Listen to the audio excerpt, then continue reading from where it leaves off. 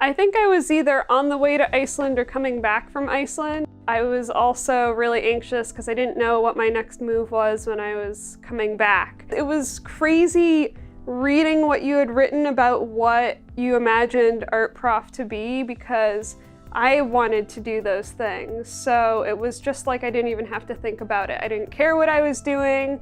I didn't care what I would be doing. I'm like, yes. I had no idea what the project was. I didn't but either. It was like, I had literally like just moved, like my car had broken down. I was like, sure, why not? This is a good time. My family was already planning to go to Providence to see the Book of Mormon. And so I was just like, oh yeah, I'll slate Clara in.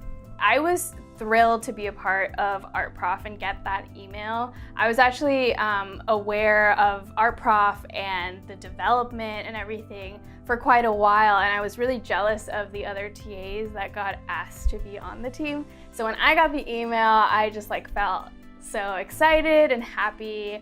I remember I was writing the email and I was like, yeah, I'm doing this thing and I just want you to jump off the cliff with me, and I don't know where it's going. Like, I was very, very ambiguous. I feel like most of us TAs like already kind of knew each other, but like in a very vague sense. I had no idea what most people's work looked like. So it's just so exciting to see. Even Lauren, who you knew at art school, I feel like she dyed my hair. She did dye your Wait, hair. what color was it? Well, let's not talk about it. There was like this watercolor of Jennifer Lopez. I just like, every time I see it, I just start cracking up. I can't help myself. And so we're sitting there and we're like eating ice cream, and Lauren's like, I don't think that red is really working. And I'm like, yeah, I don't really like the articulation of the line weight. There's something really familiar about that. It's almost like, I don't know, it's like people you grew up with. It's like you just know them and you just start doing these things automatically without even knowing that you're doing it. And that's been really comforting.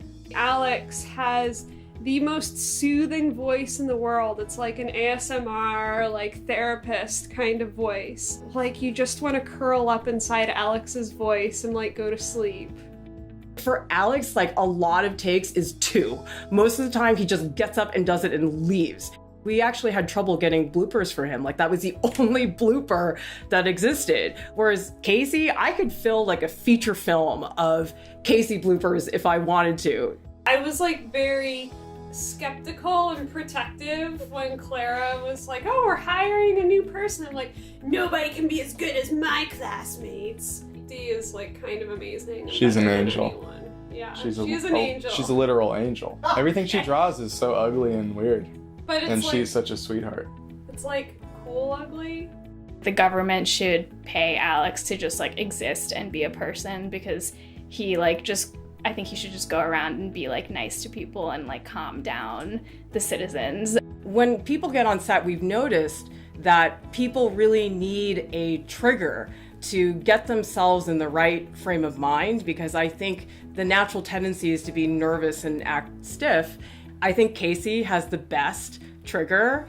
His trigger is he has to channel Matthew McConaughey in the Magic Mike movie. There's this scene where Matthew McConaughey walks out and he's wearing leather pants and no shirt, and he's like, Law says you cannot touch. And I think I see a lot of lawbreakers out there.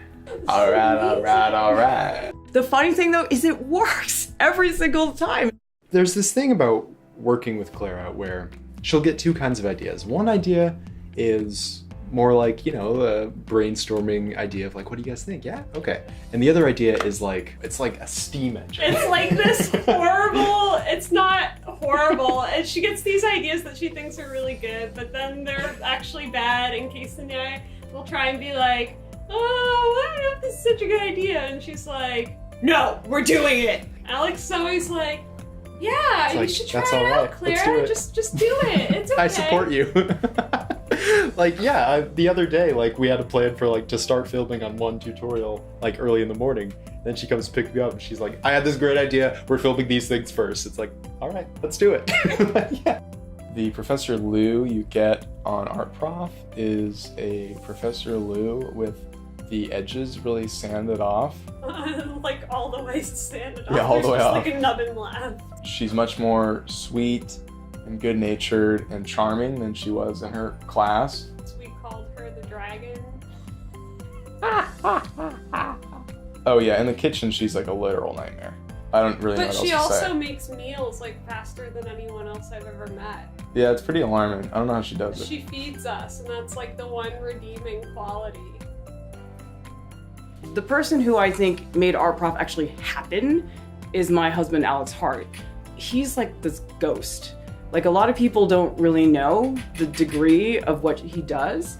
I'll call him in the middle of the day and I'll be like, my computer says this, Premiere's telling me that it doesn't like my server.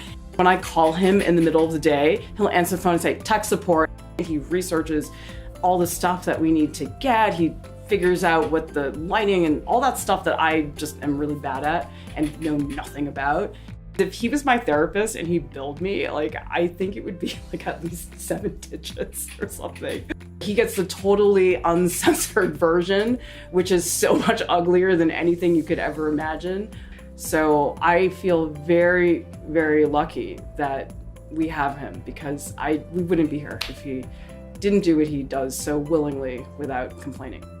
Well, most of the time.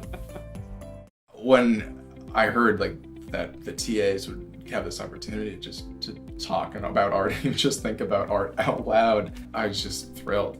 I love seeing how like a cartoonist or an animator or a painter would examine the same piece. Like, it's just such a cool environment to be a part of for that one. I feel that I'm learning from all of you because, for example, we just shot the ink wash tutorial last night, and I feel like I learned all this stuff about ink wash that I just didn't know about before. And I've taught ink wash before. That's a material I know pretty well, but you had all these other little quirks and tricks that I didn't know about.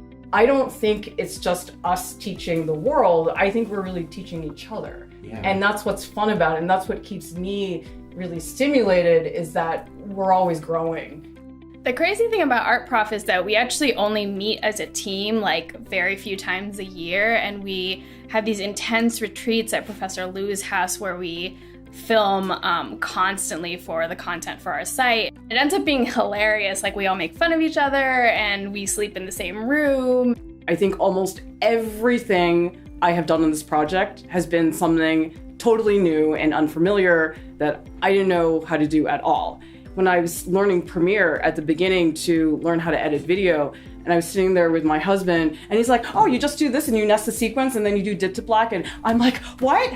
Wait, what dip to, wait, file, menu? And I just remember like having these like meltdowns over like these really minor things. And the thing is, like, it's given me a renewed sympathy for my students.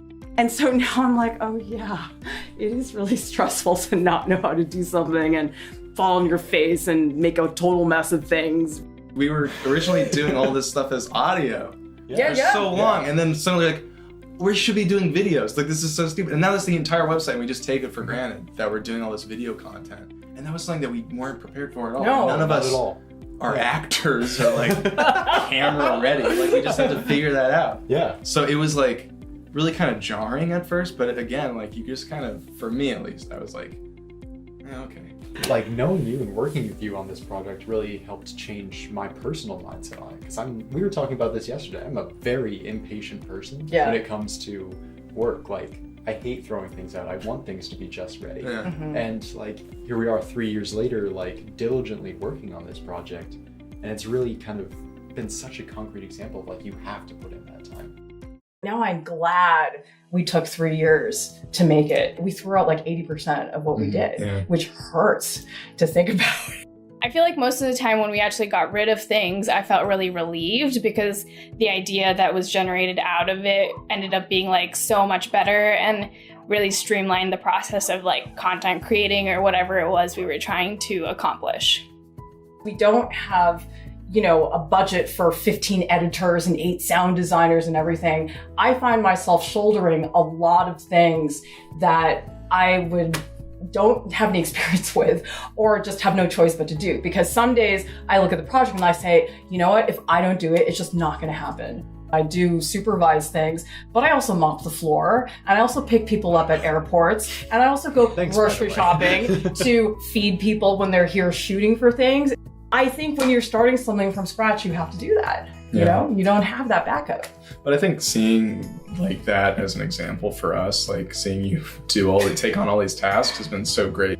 Knowing that you are doing all these tasks that are so much out of your comfort zone, like that's been really like, again, kind of inspirational when we have to like, when we come in here and we're filming all this stuff in a few hours, like, you know, we just have a weekend to shoot all of this footage. Last night I had a nightmare that Lauren's air mattress deflated because one time Casey's air mattress actually did deflate, so I guess I was like projecting that. I like rolled over off the bed and like checked on her, and she was like cuddled up in her little heated blanket, or is that what it is? Yeah, it's just like moments like that where we like are literally spending 24/7 with each other that we like start dreaming about each other and really caring about each other. Look, I'm the champion of clapping. Look at this. Oh, that's really good. It's really crisp. Yeah. Okay. So, for instance, Art college. It was such Art school. At art college. Alex, art school. Art school. Applying to art college. What am I talking about? For me, national portfolio.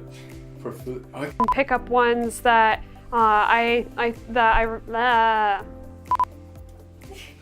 So if I had a tattoo on my butt, what would I pick and why? I think I would pick a little tiny piranha that was just biting my ass, just for eternity.